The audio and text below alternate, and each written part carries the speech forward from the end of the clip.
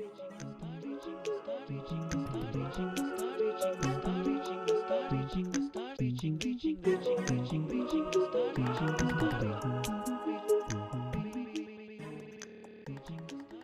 everybody, this is the Pissed Rhino Show.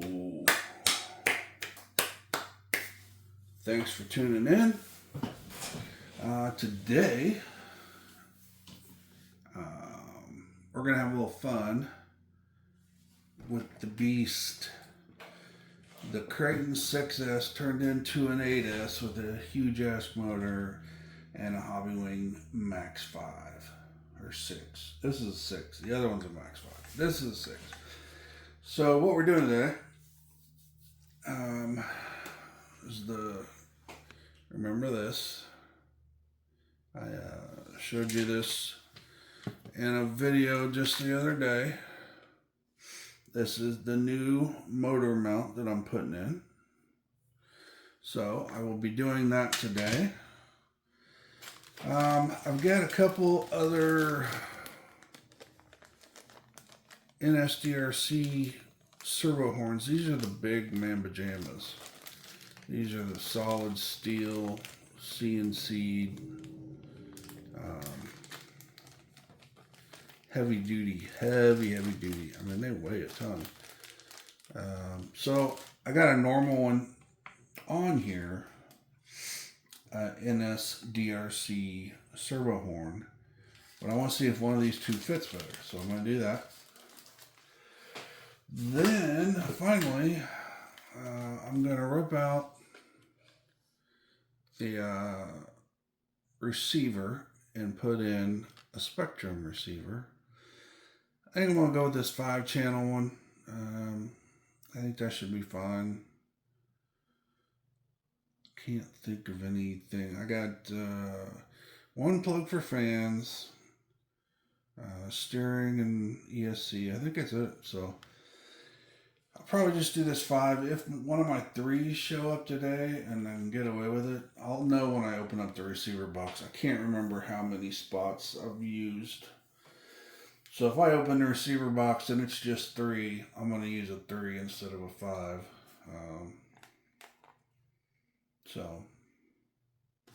All right.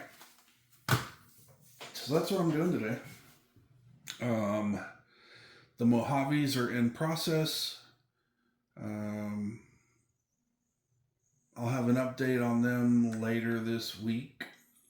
So what I'm going to do now, I'm going to tear this down and I'll be back in just a few minutes. Alright, so the first step was pulling out this big guy. Now this is an 8-channel dual antenna, but still has weaker connection than the little 1-wire Spektrum. So distance wise,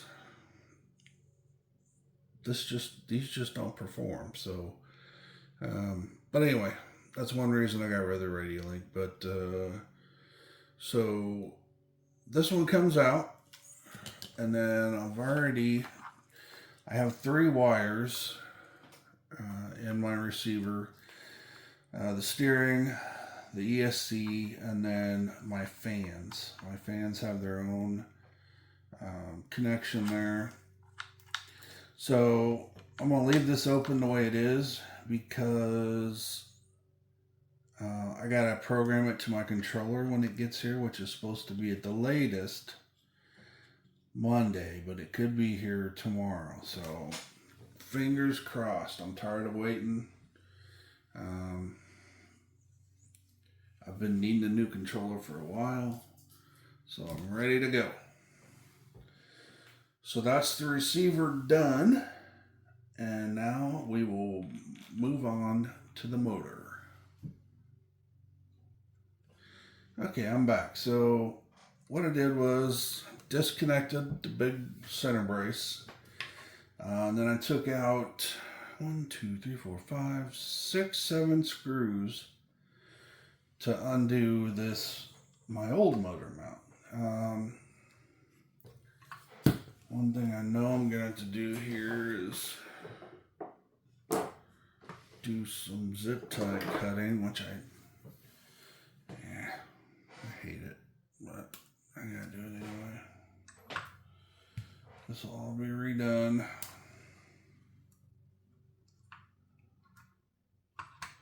We gotta do that so we can get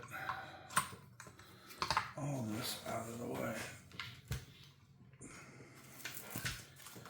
So this is a messy situation.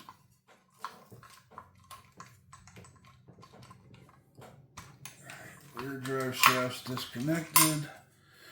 Front drive shaft's disconnected. I'm keeping it wired up for now. But you can see here's my old motor mount, which is a Ram Jam.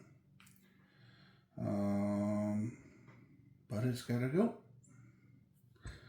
Alright, so next you'll see is I will be putting this together to get it all ready to go. So I'll be right back. Alright, we're back again. Now I have the entire mount put together, covered in fingerprints. Should have wiped this down a little bit. So you can see how pretty it is.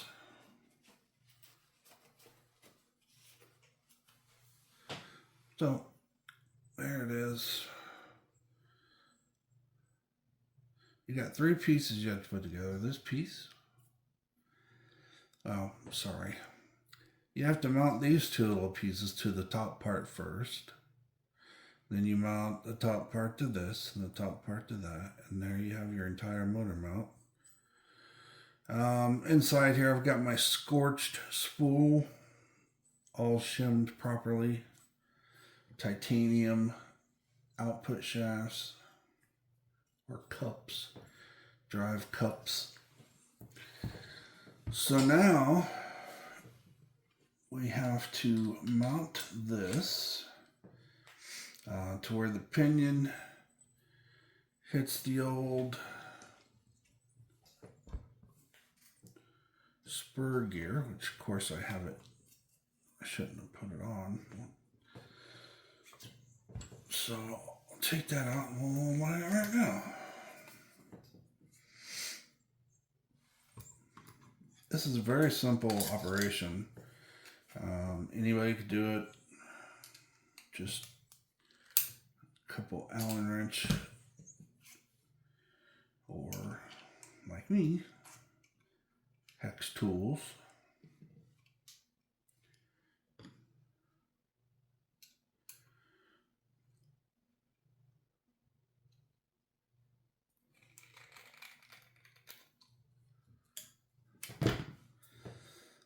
Let's see how that looks. And doing it by eye, we have it perfect. All right, so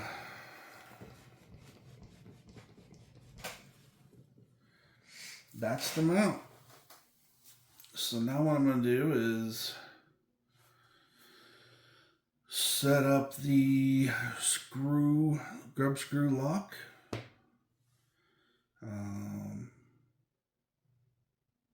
And then put it back in. So I'll be back when we're putting it back in. Okay, so we got the grub screw lock all set up. It's pretty cool. You got a grub screw right here that takes this Allen wrench. So you loosen it just a little bit. Then you take your 2.5 and you can go in and make adjustments.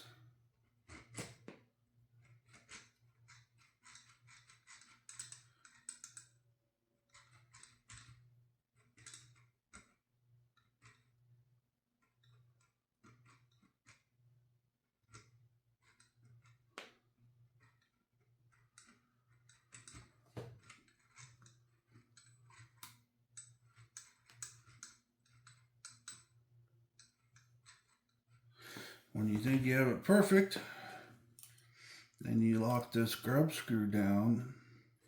What that does is put pressure on the screw inside there and then locks it in place. So now I have perfect mesh. Pretty cool design. To be honest with you, when I saw it, I didn't know much about this design and couldn't really see how it could be, better than everybody else. But the way it's set up is it actually is. Yeah, that's perfect mesh in there. It's crazy. It takes one. The others use these two screws as their main locking mechanism. Which these two screws are needed up here, which I don't even have in yet. But these two screws are needed. But having the other one, this one down here, be tight and locked really just makes it safer.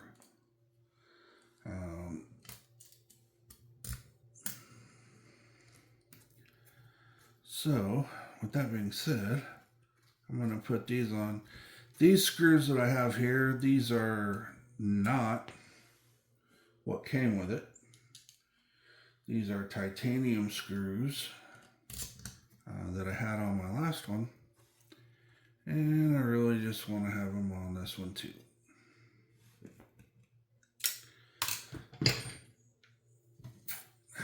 Which they work better if you use the proper tools.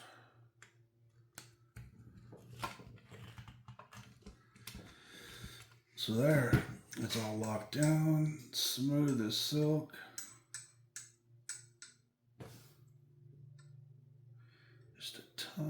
Just a touch, one tick of slip, or not slip, but space, you know what I'm saying. But, alright, so that's the locking mechanism. Pretty sweet design, I must say.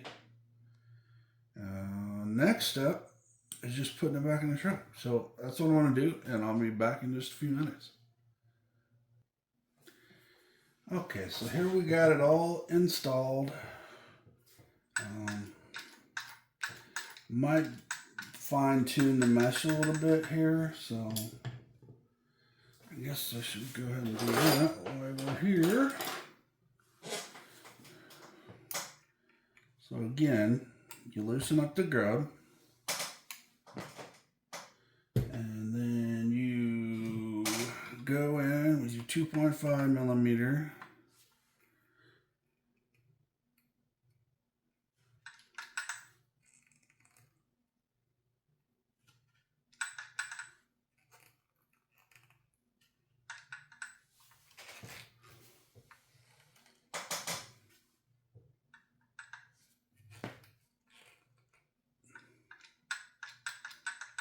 Oh, fuck.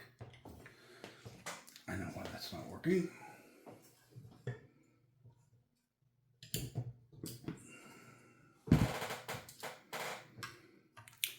Sometimes you're just an idiot.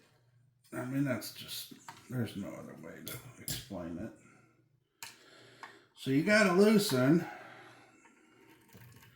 these top two screws before you start adjusting, or it's not gonna move.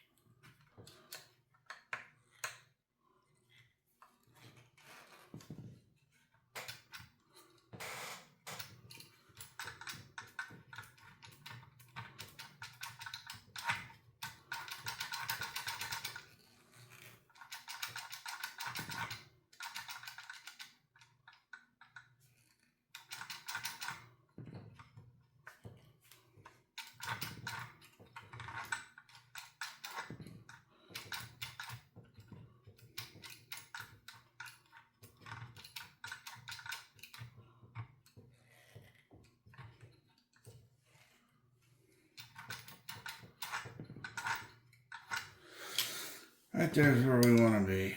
You still get a little tappy tap, but you need that so that you don't lock everything up.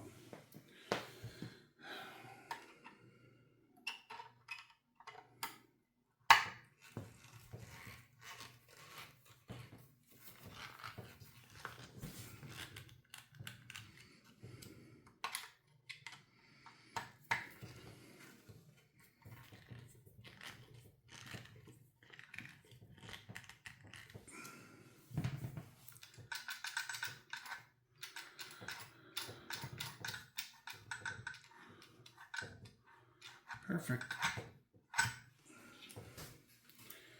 Now, this really should not be underneath this stuff.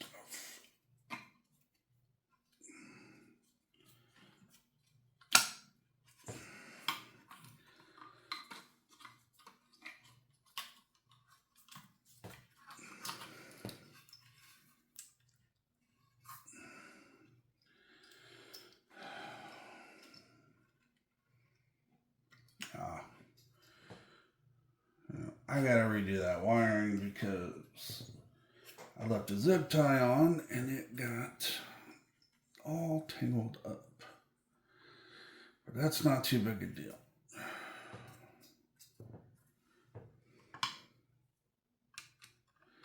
Couple things on this motor mount.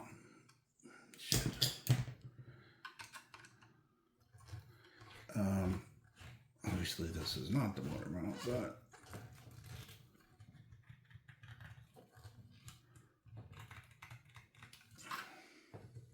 perfect. All right, a couple things about this motor mount.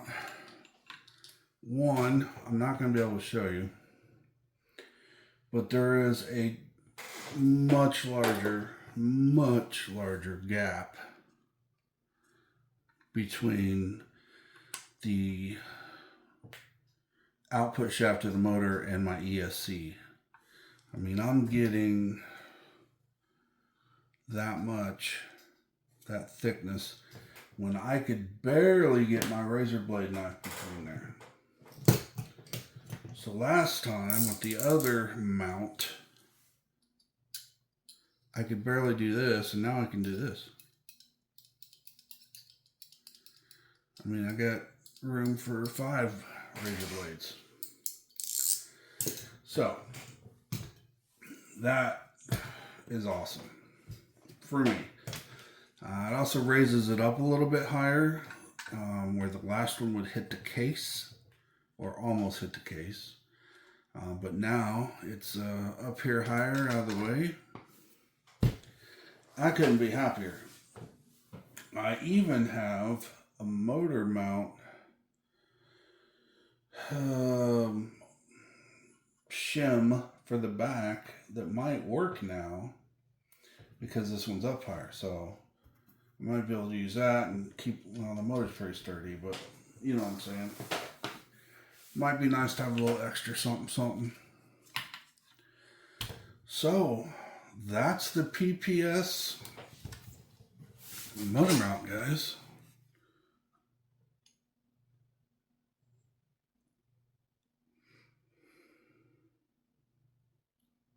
See if you can see that gap.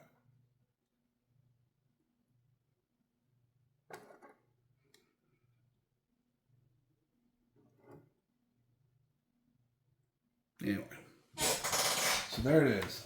It looks great, even though it's covered up by all these wires right now, but I'll fix that. Looks great. It's made amazing. And then the benefits of it are real. Absolutely real. So when you think and you see it and you think, well, that's the exact same as what I got, or that's, you know, it's almost like what I got. It's not. It's not. Don't let it fool you. You can adjust this in the vehicle within seconds. And then, like I said, your motor's higher. and it pulls the motor back this way because it's so thick. It just makes it a ton better. For me, it solves a lot of problems, and for you, I'm sure it would too. So give it a shot. I think if you just buy the motor side, I think it's like $70, and if you buy all of it, it's like $120, something like that. 110 maybe. I'm not sure. So it's worth the $150.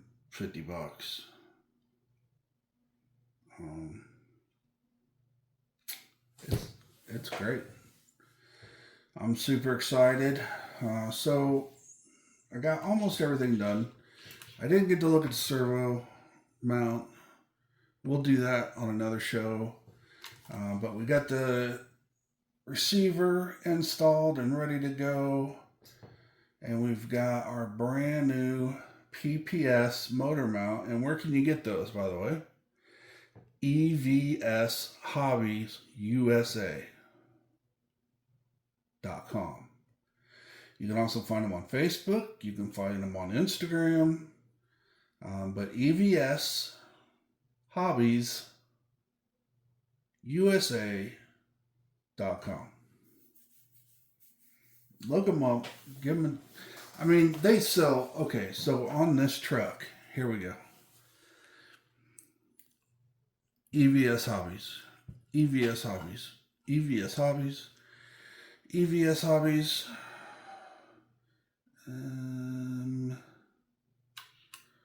EVS Hobbies.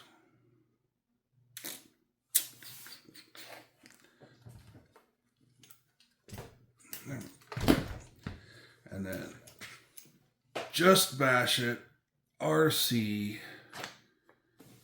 And the only place you can get that is EVS Hobbies.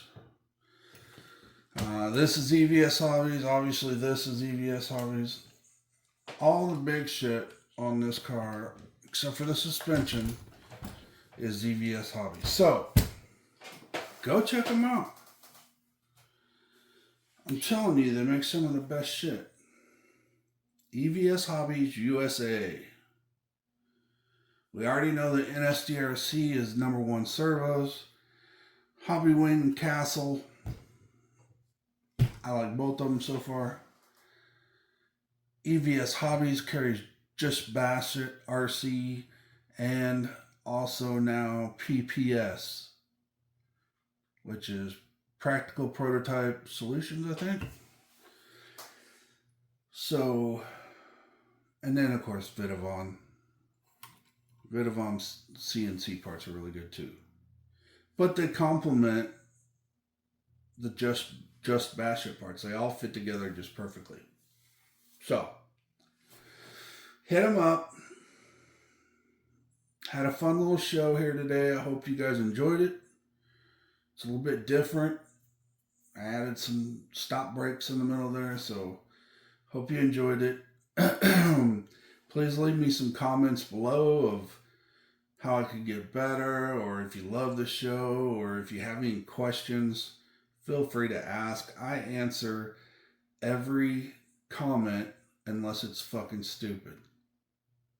And if it's fucking stupid, you know, fuck you.